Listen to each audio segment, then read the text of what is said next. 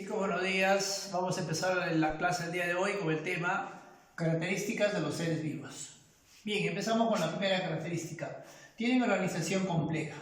A ver, los seres vivos están conformados o están conformando tres niveles, tanto el químico, biológico y ecológico. A ver, empecemos hablando del nivel químico.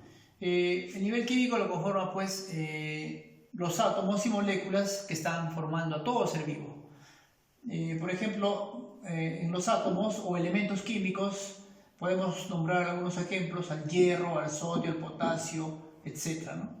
Y en las moléculas podemos nombrar al agua, al dióxido de carbono, a la glucosa, ¿no? C6H12O6, glucosa.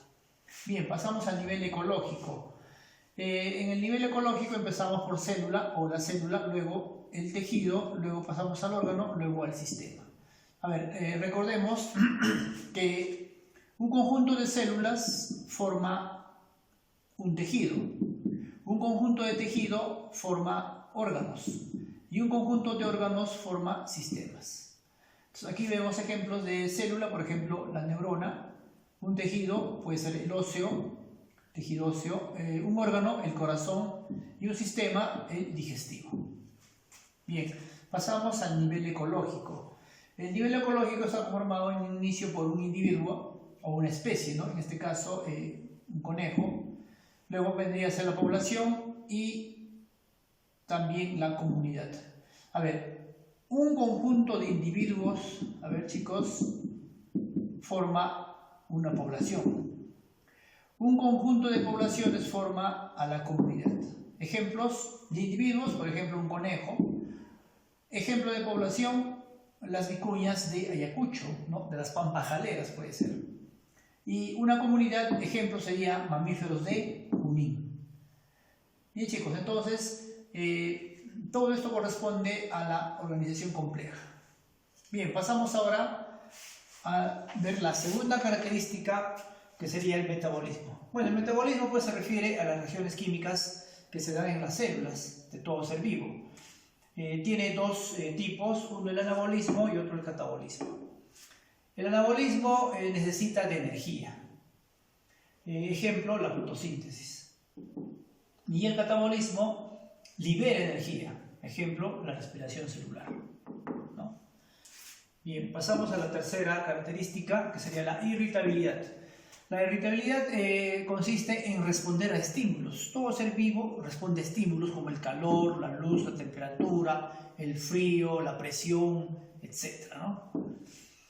Cuarta característica, el crecimiento. Bueno, todo ser vivo pues aumenta de tamaño, ¿no? Hasta que llegue al límite de su crecimiento. Quinta característica, la reproducción. Tenemos dos tipos de reproducción, la asexual y la sexual, ¿no? A ver, vamos a hablar un poquito de la reproducción sexual, ¿no? Necesita dos progenitores y se intervienen aquí gametos, ¿no? Gameto masculino y gameto femenino. Mientras que la reproducción asexual necesita un solo progenitor. Generalmente el mismo individuo se parte o se divide, ¿no? Para dar descendencia. Bien, vamos a la sexta característica, la homeostasis, que es el equilibrio interno, ¿no? Todo organismo necesita tener pues un equilibrio internamente, ¿no? Tener una buena o una temperatura adecuada, o si tuviera sed debería de hidratarse, tomar agua, o de repente si está demasiado, digamos, con mucha presión, tendría que de repente eliminar algún líquido de su organismo para que encuentre el equilibrio interno. Y la séptima característica sería la adaptación, ¿no? Todo organismo se acomoda a los cambios de su entorno. Entonces, el medio ambiente no es estático, siempre está sufriendo cambios y el organismo debe adaptarse a estos cambios para sobrevivir.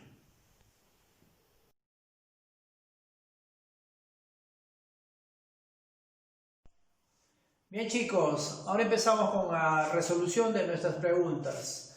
Empezamos, pregunta número 1. Porción limitada de materia, el cual presenta una organización compleja, define mejor a. a ver, porción limitada de materia es un cuerpo, pero que presenta organización compleja, está entre célula y ser vivo. Pero si vamos a definir mucho mejor con estas características, va a ser vivo. Respuesta a la C. 3. Es un bioelemento encontrado en los seres vivos. Ojo, dice bioelemento. El agua es una molécula. La hemoglobina es una proteína. El carbono es un elemento. Oxígeno molecular, al decir molecular ya es una molécula. La glucosa también es una molécula. Entonces, el bioelemento encontrado en los seres vivos es el carbono. Respuesta a la C. Bien, continuamos. 5. Representa la unidad básica de todo ser vivo. Mínima porción de materia viva. A ver, todos los seres vivos están conformados por unidades vivas, llamadas células. Entonces, la respuesta, la B. 7. Conjunto de tejidos organizados debidamente para cumplir una función se denomina. A ver, recordemos, un conjunto de células forman un tejido. Un conjunto de tejidos forman un órgano. Conjuntos de órganos forman sistemas o aparatos. Acá nos dicen, conjunto de tejidos entonces forman órgano. Respuesta la B. 9. Los seres vivos tienen la capacidad de captar diversos estímulos externos e internos a su ser. Es una característica denominada. A ver, todo ser vivo puede captar estímulos como la luz, el frío, la temperatura, la presión, etc. Esta característica se llama irritabilidad. La D. 11. El equilibrio interno de un ser vivo toma el nombre de... todo organismo vivo debe tener un equilibrio interno para su mejor funcionamiento. Este equilibrio, ¿no? Por ejemplo, de tener una temperatura adecuada, poder tener sus electrolitos en forma determinada, o de repente tener un metabolismo exacto, se va a referir a la homeostasis.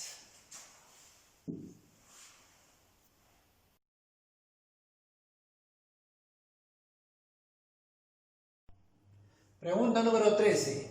El aumento del tamaño y volumen en un individuo toma el nombre de... Bueno, al aumentar de tamaño el individuo está creciendo y por lo tanto también está aumentando en su volumen. Esta característica de todo ser vivo vendría a ser el crecimiento. Respuesta la C. Bien, pregunta número 15. Son cambios constantes, paulatinos, que se da en muchos años en un ser vivo, con la finalidad de adaptarse. A ver, estos cambios que van a tener todo ser vivo con el correr de los años, además de su entorno cambiante, va a ser pues la evolución. Respuesta, la B. Bien chicos, vamos a pasar ahora a las preguntas de autoevaluación. A ver. Pregunta número 3.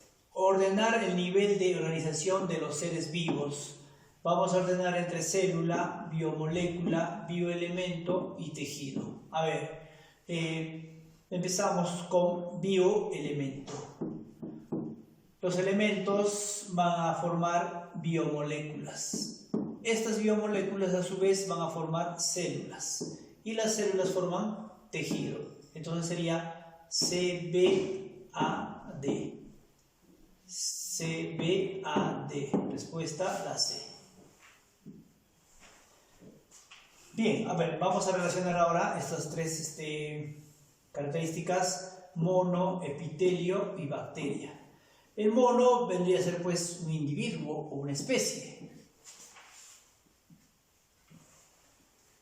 La bacteria viene a ser una célula.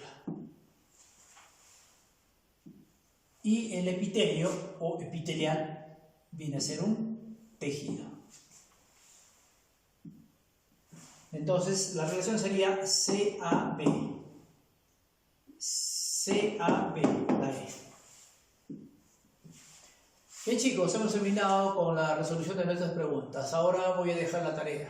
Bueno, ya saben, la tarea son las preguntas pares de nuestra práctica del 2 al 16 y de la autoevaluación la pregunta 1 y 5. Bien chicos, eso sería todo por hoy. Nos vemos en la siguiente clase.